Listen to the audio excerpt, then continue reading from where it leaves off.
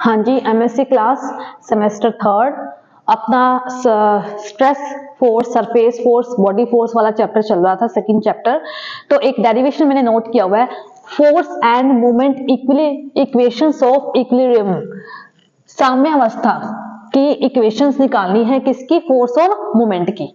ठीक है, तो इसमें कुछ अज्यूम करेंगे हम। Let us assume the following. ये डायग्राम बना हुआ है, ठीक है। आर क्या है? आर कोई भी रीजन है कंटेनर में। ये देखिए, एक कंटेनर में आर कोई भी एक रीजन ले लिया। एस क्या होगा? एस जो है वो surface force, surface enclosing in are. ये पूरा का पूरा जो है यहाँ पे ये एस होता है, ठीक है। डीएस क्या होगा? Surface element on S enclosing at a point P. DS क्या होगा? डीएस होता है एस का ही छोटा सा पार्ट जिसमें कि वो पॉइंट बैठा हो। एनआई क्या होगा? Unit outward normal to DS. Unit normal vector होता है। सिग्मा आई क्या होता है? Stress vector at P across DS. Rho क्या होगा? डेंसिटी होगी किसकी? पी के ऊपर डेंसिटी। एफ आई क्या होगा? Body force per unit mass. और sigma I DS surface force होगा, surface force acting across DS. और एफ आई रो डीवी क्या होगा? Body force acting on the DV. And F I rho DV क्या होगा? Total body force acting on R. जब body force के साथ रो आ जाता है और रीजन में लगेगा तो वो क्या होगा? Total body force acting on R. ये देखिए, ये रीजन है, इसके ऊपर स्ट्रेस वेक्टर लगा, इसके ऊपर यूनिट नॉर्मल वेक्टर लगा, ये बॉडी फोर्स लगा और हमारे ऊपर ये डीवी एक रीजन। ठीक है, ठीक है। तो फोर्स और मोमेंट की इक्वेशंस की साम्यावस्था की इक्वेशन क्या कहलाती है? कि सम ऑफ ऑल एक्सटर्नल फोर्सेस का मान किसके बराबर होता है? 0 के बराबर। जब सारे जो बल होते हैं, वो बाहरी बल जो होते हैं वो साम्यावस्था में होते हैं, तो उस सब फोर्सेस जो उस पॉइंट के ऊपर जितने भी फोर्सेस लग रहे हैं उनका मान किसके बराबर होगा? 0 के बराबर। तो S sigma I D S ये क्या है मेरे पास? सिग्मा आइडिया सरफेस फोर्स है। और ये क्या होगा? ये सरफेस फोर्स होगा। ये क्या है? बॉडी फोर्स होगा। किसी भी एलिमेंट के ऊपर दो तरह के फोर्स लगते हैं, मैंने आपको बताया था। एक तो होता है सरफेस फोर्स और एक होता है बॉडी फोर्स। तो सरफेस फोर्स और बॉडी फोर्स का मान किसके बराबर हो गया? 0 के बराबर। ये एस पे लगता है, सरफेस फोर्स किस पे लगेगा? एस पे।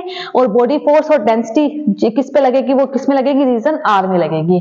तो सिग्मा आई को मैं लिख सकती हूँ sigma I G N G D S.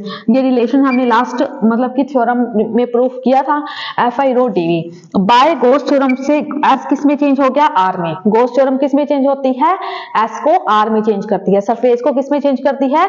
Are में या वॉल्यूम में। एरिया किस में चेंज होता है? वॉल्यूम में। गॉस थ्योरम में एरिया किस में चेंज होता है?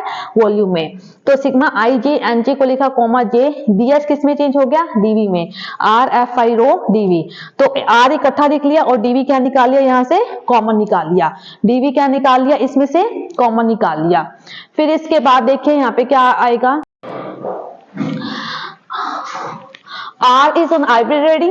आर जो है वो रीजन है वो 0 के बराबर नहीं हो सकता। Sigma I J comma J plus rho F I is equal to 0, ये 0 के बराबर होंगे। वेयर एफ आई के ऊपर बार रो एफ आई। रो एफ आई को मैंने लिखा F I bar is the body force per unit volume which is known as force equilibrium equations. तो ये इक्वेशन कौन सी कहलाती है? Force and moment equations of equilibrium. यानी कि ये साम्यावस्था की इक्वेशंस है, किसकी? फोर्स और मोमेंट की। ठीक है,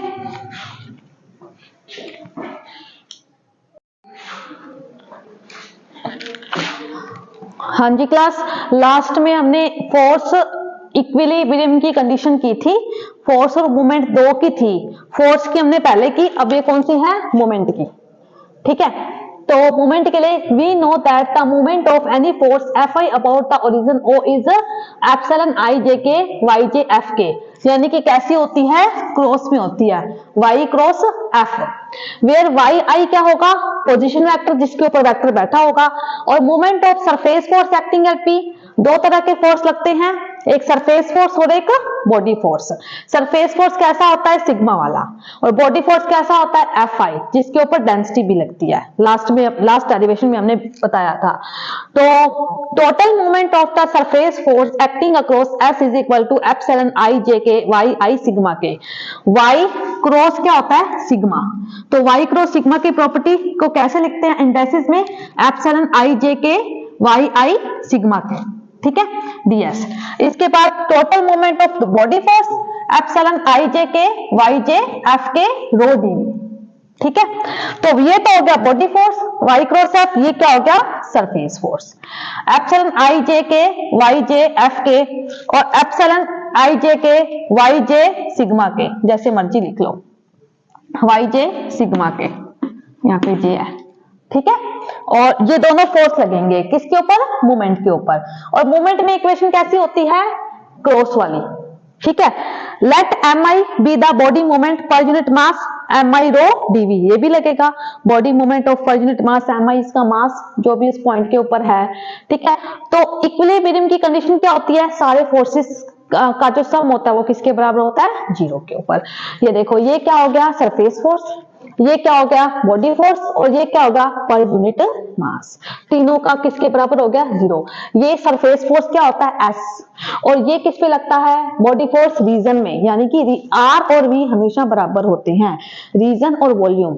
लेकिन एस जो होता है वो सरफेस होता है, सरफेस यानी कि एरिया, एरिया कैसा होता है, 2 डायमेंशनल होता है, और रीजन और वॉल्यूम कैसा होता है, 3 डायमेंशनल होता है। ठीक है, ये एस लगेगा, ये एस पे है, ये दोनों किस पे लगेंगे, आर पे। इन तीनों का सम किसके बराबर होगा, जीरो, क्योंकि ये साम्य अवस्था में है। ठीक है, मोमेंट की इक्वेशन कैसे निकाल रहे हैं, साम्य अवस्था में, तो ये इक्वेशन नंबर फर्स्ट हो गया।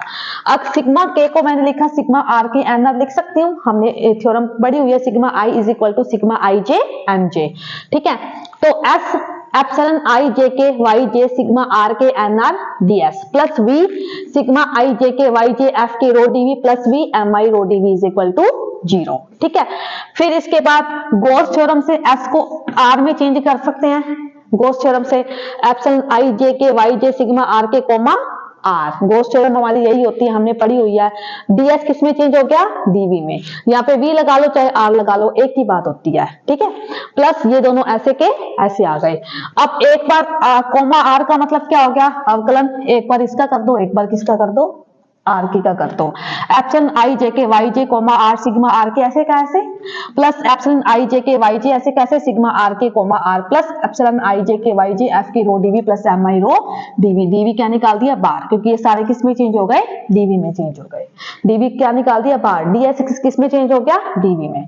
एप्सिलॉन आई जे के इसको क्या लिख दिया, del J R sigma R K plus Y J, इन दोनों में से कॉमन निकाल दो, Y J epsilon I J के। ठीक है, तो बचा क्या, सिग्मा आर के कोमा आर, यहाँ पे क्या बचा, F K row plus M I rho DV. ठीक है, इन दोनों में से कॉमन निकाल दिया, Y J epsilon I J के। ये कौन सी इक्वेशन है, फोर्स इक्विलिब्रियम की कंडीशन, ये किसके बराबर होती है, जीरो के बराबर। लास्ट क्लास में हम इससे लास्ट डेरिवेशन जो है, तो इसका मान किसके बराबर हो गया, जीरो के बराबर।